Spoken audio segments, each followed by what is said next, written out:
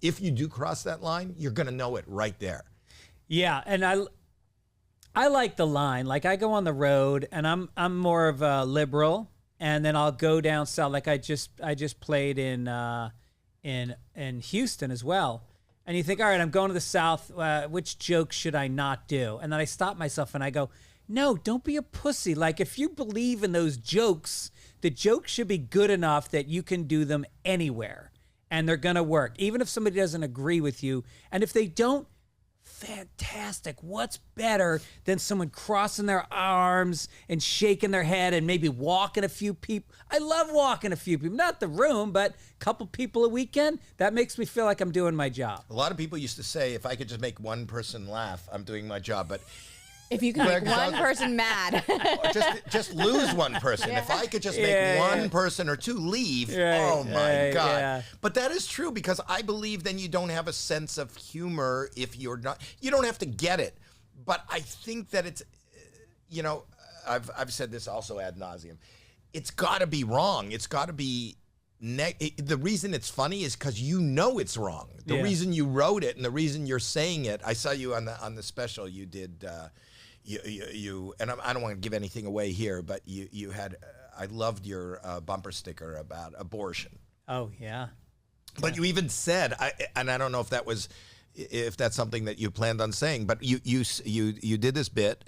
And then you said, I don't know if I'm going to leave this in the special. But you left that in the special saying, I don't know if that's going to make the special. No, I didn't plan it at all. Okay, so that's the point is, and that made it even, you know, when we do AGT and we're doing it live, you know, if somebody like falls or if it doesn't go right, that makes it more live and more exciting. Yeah, right. And I thought that was what was great about your special. Not only is it funny, not only is it like at moments you go, oh, that's like, it's just fun and dangerous in the world now. Not that there's any danger in comedy, but there is. You know, I think cancel culture is kind of over. I think there's almost a reverse effect. I think that you see people like, you know, Shane Gillis, who was canceled when he was going on SNL because of some comments that he made on a podcast like 10 years before. Right. And he came back, and now the guy is playing arenas, you know. Right. And you had Tony Hinchcliffe, who was canceled for something he said on a podcast, and now he sold out 2 shows at Madison Square Garden back to back.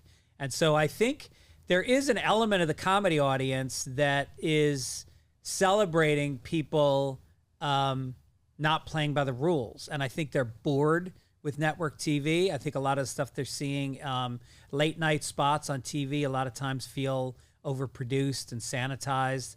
And I think that they like to feel, and I think it can get a little worn out.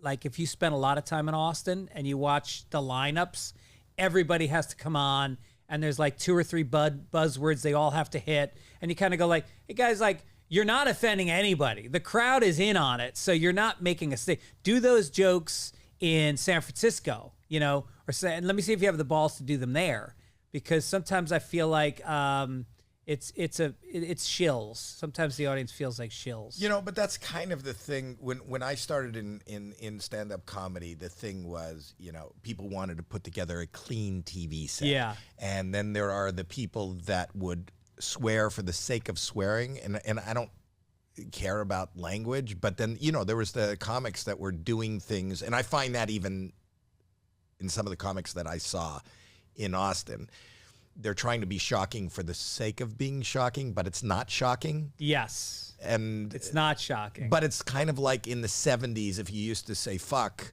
in the, you know, in lieu of a great joke or a great idea, people were trying to get, and they would get a reaction. And I feel like people are doing that now. But I feel like that door to comedy has reopened, you know, and I became aware of it watching, you know, Richard Pryor at the beginning, who was talking in the 70s about his drug abuse, about his relationships and sex and things that people were not talking about. You know, it was squeaky clean, and he was crossing the line, but it was real, and you loved it and you related to it. And I just felt like you're like this easygoing, natural, authentic comic who is truly, really funny. But it was a great audience, a great club.